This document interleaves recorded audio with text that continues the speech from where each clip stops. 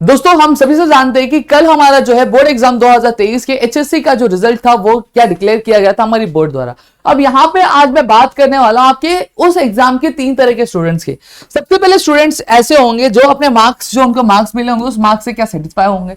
दूसरे स्टूडेंट ऐसे होंगे जिन्हें मार्क्स जो मिला है वो उससे सेटिस्फाई नहीं हो गया। जैसे फॉर एग्जांपल वो पास है, उन्होंने 60% फॉर अप्रॉक्स, अगर मैं एक लेता हूं कि 60% स्कोर किया है, लेकिन वो 60% से सेटिस्फाई नहीं, उन्हें ये लगता है कि वो 60% से ज्यादा स्कोर कर सकते थे अपने बोर्ड एग्जाम में। तो आज मैं उनकी बात करने वाला हूं और साथ ही साथ एक मैं तीसरे बच्चों की बात करने वाला हूं जो शायद एक आधा सब्जेक्ट में या फिर दो सब्जेक्ट में आपके कुछ मार्क्स की वजह से जो पासिंग क्राइटेरिया है उस सब्जेक्ट में वो फुलफिल नहीं कर पाए होंगे। तो मैं उनके बारे में बात करने वाला हूं, क्योंकि पहले वाले जो स्टूडेंट सेटिस्फाई तो उनकी तो कोई बात ही नहीं है दोस्तों।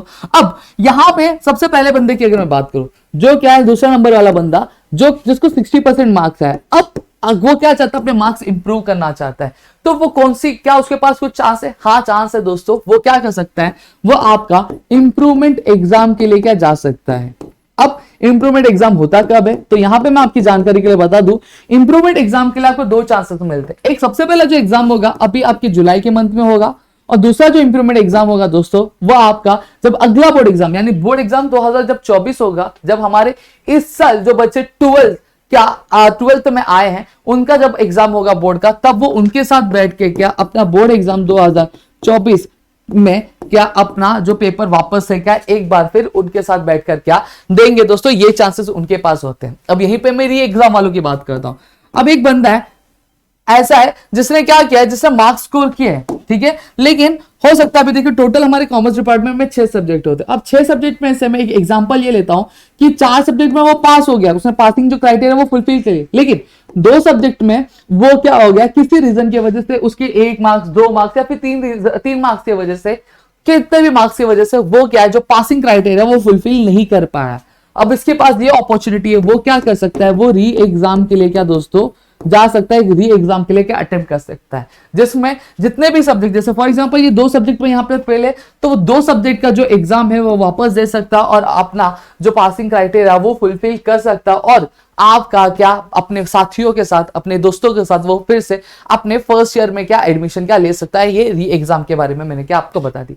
अब यहाँ पे आपको मैं मार्कशीट बता देता हूँ। देखो जब आप री एग्जाम देंगे तो सबसे पहली चीज, अब 5 तारीख को आपकी जो है मार्कशीट आने वाली है, आपके कॉलेजेस में, जूनियर कॉलेजेस में आपकी मार्कशीट आएगी।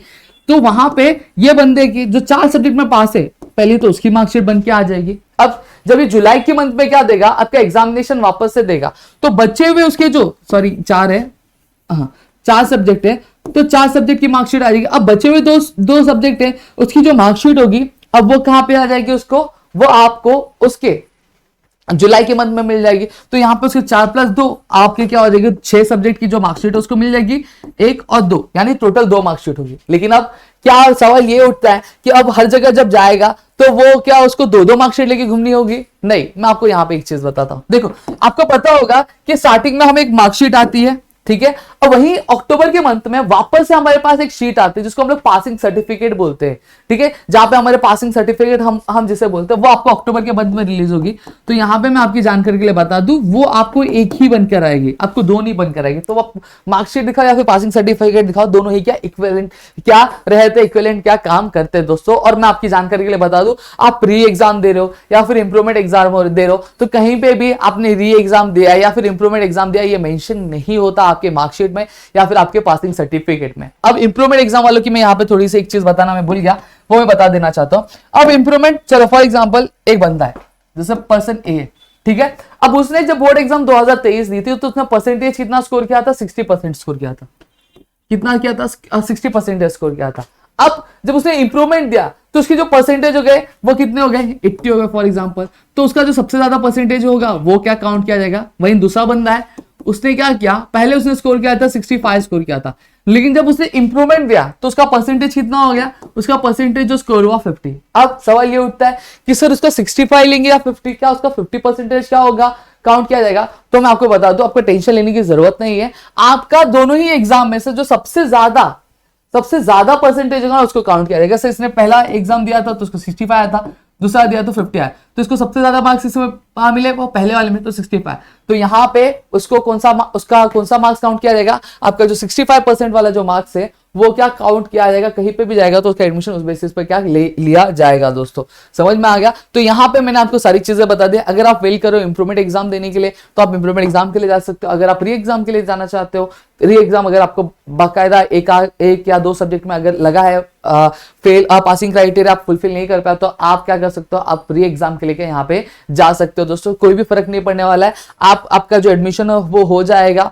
एडमिशन की जो प्रोसेस है जुलाई तक तो जाते ही है दोस्तों, कॉलेज खुलते खुलते अगस्त का टाइम तो लगता ही है, ठीक है। तो यहाँ पे आप क्या कर सकते हो, आप एडमिशन के लिए जा सकते हो, ठीक है। तो आपको कोई भी टेंशन लेने की जरूरत नहीं। अगर मन में और भी कुछ डाउट है और भी आप चाहते हैं कि आपके आगे के एडमिशन प्रोसेस क्या होंगे, उसके बारे में हम आपको जानकारी प्रोवाइड करें, कि आपको कौन से कॉलेजेस के बारे में जानकारी प्रोवाइड करें, तो प्लीज कमेंट सेक्शन में कमेंट जरूर करना दोस्तों। तो मेरे ख्याल से आपको चीज समझी है तो प्लीज वीडियो को लाइक करिएगा, चैनल सब्सक्राइब नहीं किया तो चैनल सब्सक्राइब करना, अपने दोस्तों से शेयर करना, ताकि ऐसे और कई सारे वीडियो लेक्चर्स हम आपके लिए लेकर आ सके। और वीडियो लेक्चर्स आपके फर्स्ट ईयर के भी क्या आने वाले हैं। और साथ ही साथ अगर आपको इसी तरह के और भी कोई इन्फॉर्मेटिव वीडियो शेयर रहेंगे, आपके डाउट क्लियर के जो वीडियो शेयर रहेंगे, तो प्लीज कमेंट सेक्शन में कमेंट डाउन जरूर करना दोस्तों।